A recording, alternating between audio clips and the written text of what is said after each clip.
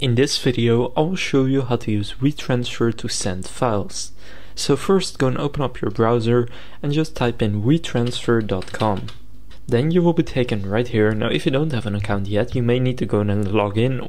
Now if you're not logged in automatically or you don't have an account yet, you may need to log in or create your account from here. It's completely free and you can just do it with Google.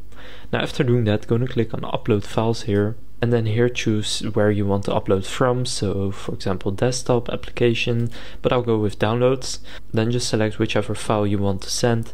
For example, I'll take this one and go and click upload. Now here you can go and click on get a link. Now it will be transferring, so just wait for this to reach 100%. And now here you will get a link, so go and copy this link, and then once you send this to someone, they will have a option to download it. So here's what it will look like. So once they open up the WeTransfer link, they will see this, so they can click reject, then I agree, and then they can go and click download, and then the download will start. So now you know how to use WeTransfer to send files. You can also do this on your phone by downloading the WeTransfer app or using the website there. If this video was helpful, please consider leaving a like and subscribing to my channel.